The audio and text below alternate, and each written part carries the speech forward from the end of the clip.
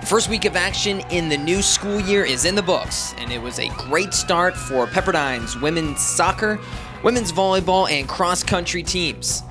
Plus, the men's water polo team got to dive back into Raleigh Runnels Memorial Pool after its summer-long renovation.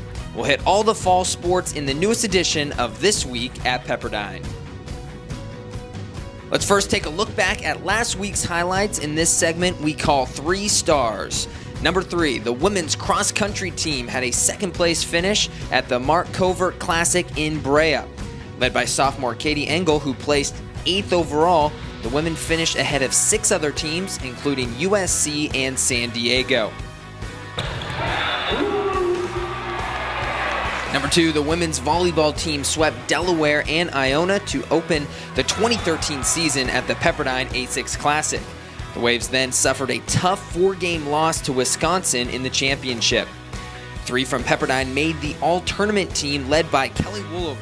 The senior All-American averaged 11.7 assists per set. Woolover was joined by Ryan Chandler and Katie Messing on the all-tournament team. The women's soccer team got off to a 2-0-1 start with a 1-1 tie against number 18th ranked California, a 1-0 win over Wright State, and a tremendous 3-1 road victory at number 19 Texas A&M. No doubt about the star of the week, it was junior forward Lynn Williams, who scored a total of 3 goals, including 2 game winners. Williams became the second Wave in program history to be named the National Player of the Week and also earned the West Coast Conference Player of the Week honors. Now the top plays of the past week from the games we hosted at Pepperdine. Up first, senior Kelly Larson goes cross-court with a killer angle to find the open hardwood against Iona. Waves season opener against Cal defender Michelle Powell, look ma, no hands, stepping in the goal and making a tremendous save to thwart the goal attempts. Back inside Firestone, Samantha Cash receiving the perfect set, and my goodness. And finally, the goal everyone was talking about, Lynn Williams against Wright State. Brilliant. Simply brilliant.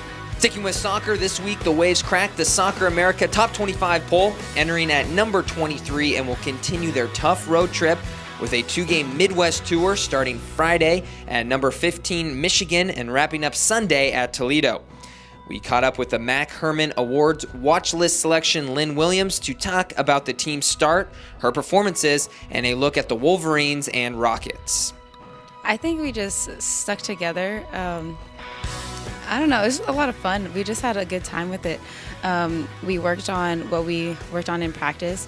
When we went to Texas A&M, we had a game plan and we executed it just as we wanted to, so it was awesome.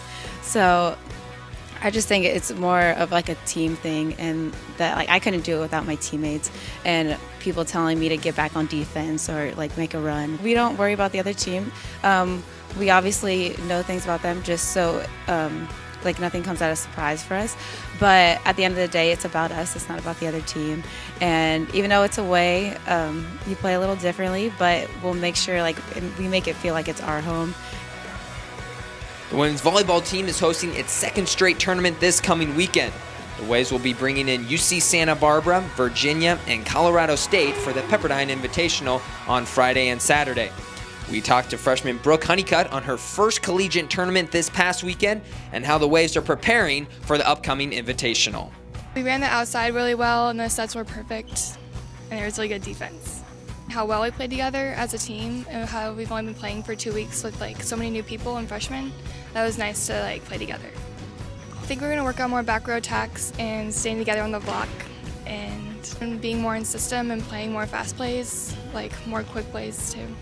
The cross-country teams are off this weekend, but will be hosting the Pepperdine Invitational in Alumni Park the following Saturday, September 14th.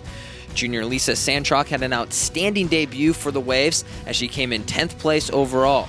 Santrock was on the soccer team the past 2 years before transitioning over to cross-country this year. It's a very, very different sport. Soccer, the last 2 years, has taught me invaluable lessons I would not trade for the world. And this year, we know that we are capable of more than Pepperdine Cross Country has done.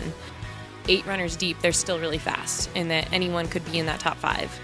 We're excited for people at Pepperdine to be able to see us. It'll be really cool with all the flags out.